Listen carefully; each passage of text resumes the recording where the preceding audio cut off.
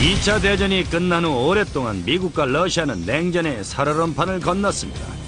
냉전 초기부터 시작해 지난 40여 년간 우린 무기를 통해 궁극적인 힘을 키워왔죠.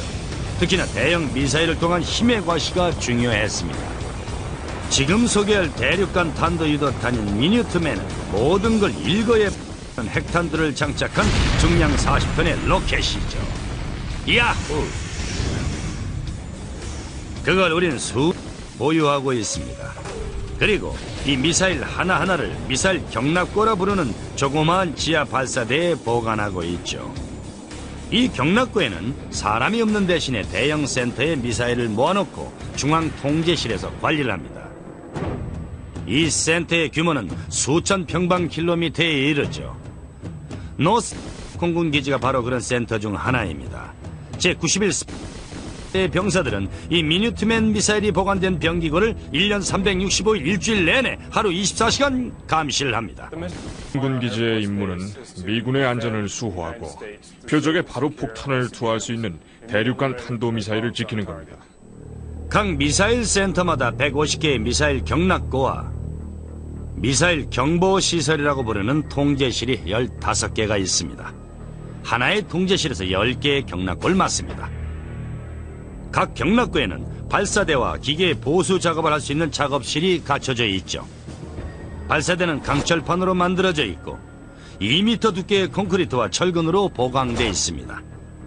그리고 뚜껑은 약 1m 두께의 강철문으로 되어 있죠. 하지만 실제 모든 조처가 취해지는 장소는 미사일 경보 시설인 통제실이죠. 이 통제실은 일부분은 지상에 나와 있고 일부는 지하에 있습니다. 건물의 맨 위쪽엔 공병대와 보안군들이 머무를 수 있도록 임시 거주 시설이 마련되어 있습니다. 노스 기지의 지하 20m 바로 아래에서는 발사 통제 캡슐이 보관되어 있습니다. 이곳에는 미사일러라는 2명의 장교가 이끄는 전투 요원들이 10개의 미사일을 감시하고 있죠. 예, 이 친구들이 발사대를 옮기고 있군요. 그러나 이들의 원래 임무는 미사일이 언제나 최상의 상태인지를 확인하는 겁니다. 이 미사일러들은 근무 중엔 절대 자리를 비울 수 없습니다. 문제가 생겼을 때 적절히 대처하기 위해서죠. 공병대는 기계적 결함을 처리하고 무장한 보안 요원들은 침입자가 없는지 확인을 합니다. 그러나 경납고 지역으로 넘어오는 건 주로 야생 동물이라고 하는군요. 경보가 울리면 상황을 파악하는 건 현장에 나가 있는 보안부대의 몫입니다. 그래서 그들이 중요하죠. 그들 없이는 우리가 일을 할 수가 없습니다. 사실 미사일러들이 가장 간절히 원하는 것은 상부의 지시를 받아 실제로 미사일을 발사해야 하는 상황이 생기지 않는 것입니다. 걱정하지 말아요. 어떤 고독한 미사일러가 괜히 정신 나가서 아수라장을 만드는 일은 없을 테니까. 미사일은 여러 사람이 꼭 발사해야 한다는 동의를 하지 않으면 발사할 수 없습니다. 혹시 잘 모르는 사람들을 위해 보충 설명을 하자면 지금 이 훈련에서 보듯이 2개의 발사 키와 2개의 통제 스위치를 동시에 교환해야만 하죠. 3, 2, 1, turn. 한 사람이 발사하는 건 불가능해요. 왜냐면 손이 4개나 필요하고 각기 다른 장소에서 발사 신호를 보내니까요. 또 2차 캡슐을 동시에 돌려야 합니다. 게다가 발사키를 돌리기 전에 그 키가 맞는 건지 확인도 해야겠죠. 물론 암호도 있습니다. 대통령의 미사일 발사 재가가 떨어지면 합참의장이 발사 암호를 입력하죠.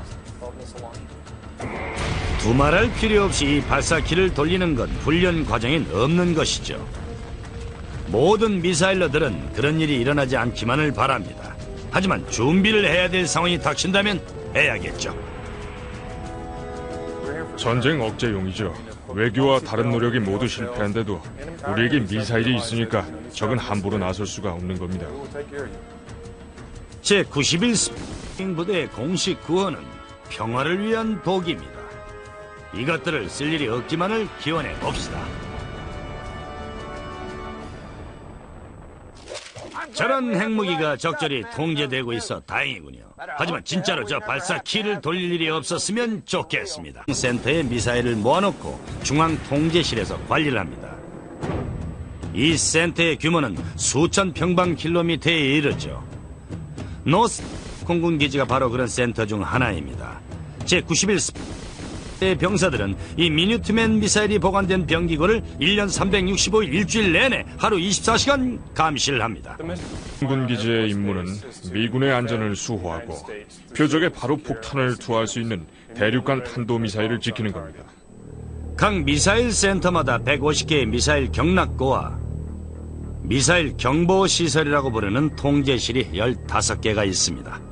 하나의 통제실에서 10개의 경납고를 맡습니다. 각 경납고에는 발사대와 기계 보수 작업을 할 수 있는 작업실이 갖춰져 있습니다.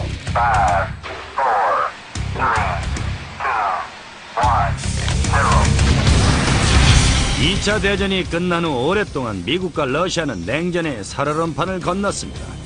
냉전 초기부터 시작해 지난 40여 년간 우린 무기를 통해 궁극적인 힘을 키워왔죠. 특히나 대형 미사일을 통한 힘의 과시가 중요했습니다. 지금 소개할 대륙간 탄도유도탄인 미니트맨은 모든 걸 일거에 핵탄두를 장착한 중량 40톤의 로켓이죠. 야후! 그걸 우린 보유하고 있습니다. 그리고 이 미사일 하나하나를 미사일 경납고라 부르는 조그마한 지하 발사대에 보관하고 있죠. 이 경납고에는 사람이 없는 대신에 대형적 발사대는 강철판으로 만들어져 있고 2m 두께의 콘크리트와 철근으로 보강돼 있습니다. 그리고 뚜껑은 약 1m 두께의 강철문으로 되어 있죠. 하지만 실제 모든 조처가 취해지는 장소는 미사일 경보 시설인 통제실이죠. 이 통제실은 일부분은 지상에 나와 있고 일부는 지하에 있습니다. 건물의 맨 위쪽엔 공병대와 보안군들이 머무를 수 있도록 임시 거주 시설이 마련되어 있습니다. 노스 기지의 지하 20m 바로 아래에서는 발사 통제 캡슐이 보관되어 있습니다. 이곳에는 미사일러라는 2명의 장교가 이끄는 전투 요원들이 10개의 미사일을 감시하고 있죠. 아, 예, 이 친구들이 발사대를 옮기고 있군요. 그러나 이들의 원래 임무는 미사일이 언제나 최상의 상태인지를 확인하는 겁니다. 이 미사일러들은 근무 중엔 절대 자리를 비울 수 없습니다. 문제가 생겼을 때 적절히 대처하기 위해서죠. 공병대는 기계적 결함을 처리하고 무장한 보안 요원들은 침입자가 없는지 확인을 합니다. 그러나 경납고 지역으로 넘어오는 건 주로 야생 동물이라고 하는군요. 경보가 울리면 상황을 파악하는 건 현장에 나가 있는 보안부대의 몫입니다. 그래서 그들이 중요하죠. 그들 없이는 우리가 일을 할 수가 없습니다. 사실 미사일러들이 가장 간절히 원하는 것은 상부의 지시를 받아 실제로 미사일을 발사해야 하는 상황이 생기지 않는 것입니다.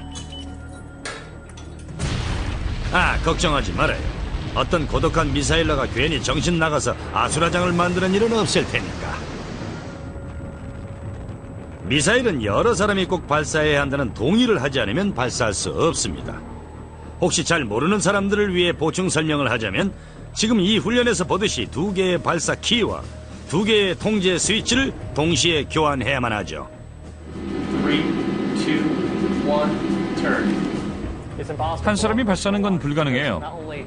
왜냐면 손이 4개나 필요하고 각기 다른 장소에서 발사 신호를 보내니까요. 또 2차 캡슐을 동시에 돌려야 합니다. 게다가